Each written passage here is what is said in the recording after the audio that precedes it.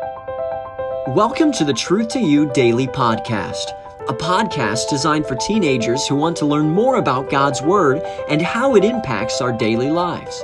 Journey with us as we set out to explore God's timeless truth one day at a time. Hello, welcome back to the podcast. It is Wednesday. Hope that you've had a great start to your day. Today is an exciting day.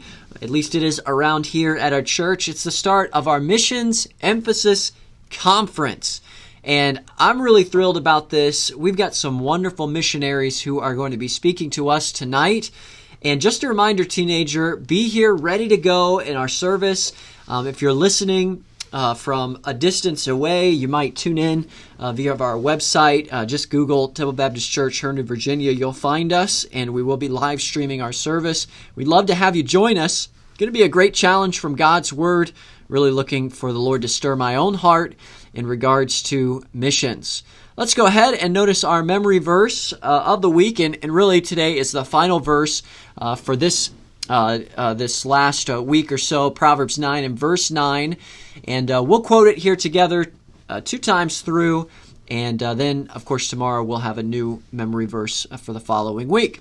Proverbs 9, verse 9, give instructions to a wise man, and he will be yet wiser. Teach a just man, and he will increase in learning. Proverbs 9, 9, give instruction to a wise man, and he will be yet wiser. Teach a just man, and he will increase in learning. Let's go ahead now to the book of Proverbs, Proverbs chapter 5.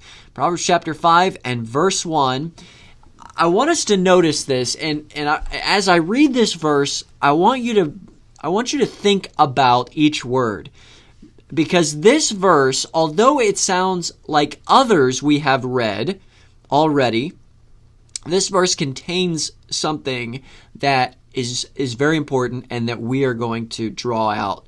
Proverbs 5, verse 1, my son, attend unto my wisdom, and bow thine ear to my understanding.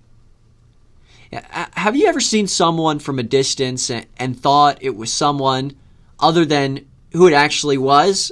Well, I sure have. And maybe you say, Brother Scott, I've done that when they've been right next to me, or seen somebody from the back and thought it was. I've had this happen to me. My kids have done this to me. I've done it to other people. And boy, sometimes you're like, whoa, I'm glad I didn't say anything. Well, that clearly is not the person I thought it was. And so we can have those mistaken identity moments. And this happens to everybody. We don't notice at first, but when the situation, we get closer to that person, we become more in tune, our clarity is better, and we understand the error that we have made. Sometimes we don't see things as they really are. And everyone has this issue. There were times when I was a teenager that I thought I understood what was the right thing to do according to my own perceived wisdom. Okay? Only to find out later that had my parents allowed me to make that decision, I could have been seriously injured, spiritually speaking. So, here's the point. Solomon is telling his son, and this is the part that differentiates this verse from similar ones that we've heard thus far. Notice what he says. He says, attend unto not just wisdom, but he says, my wisdom. He says, bow thine ear to my understanding.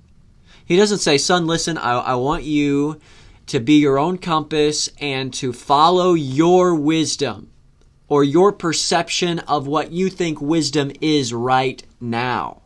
Follow your own understanding or what your perception of understanding is right now. Again, do you see what I'm saying here? We can easily make mistakes because of our perception. We don't see things clearly. We misunderstand things. We misinterpret things. And certainly as a younger person, I did this more often. Hopefully I've grown in this area some. But the point is, Solomon is saying this, listen, trust me, Rehoboam. Listen, son, would you trust my wisdom here? And even though you may see this differently, even though it may not make as much sense to you right now, I want you to trust my wisdom. And teenager, you need to learn to trust your parents' wisdom. In other words, you set aside your thoughts on the matter and you just say, oh, okay, Mom, okay, Dad, you know what? Even though I don't completely understand, I don't need to, and I'm just going to trust you. And can I tell you, teenager, that is a great place to be in terms of a place that God can honor you and He can bless you. And He will bless you for that. And so I would just encourage you, focus on this verse, understand what Solomon is telling his son here, and then apply it to your life. And ask the Lord, Lord, have I been trying to lean on my own wisdom and I become argumentative with my parents? There's friction in the house and I have a bad attitude because their wisdom doesn't match up with my wisdom. And Lord, help me surrender that. Help me to just forget about it. Lay aside my pride. And Lord, help me to just trust their wisdom, because chances are they've been there, done that, and they see this thing way better than I could right now. And so let's do that, teenager. I hope that thought's helpful to you. Let's go ahead and notice our teenager of the day. We're praying for Chris. Take some time today, if you would, and take Chris to the throne of grace. And maybe you have an opportunity to reach out to him, find out if he has some prayer requests that you could be in prayer about. Thanks for joining us today. We'll be back here again tomorrow as we study another timeless truth right out of God's Word. Take care.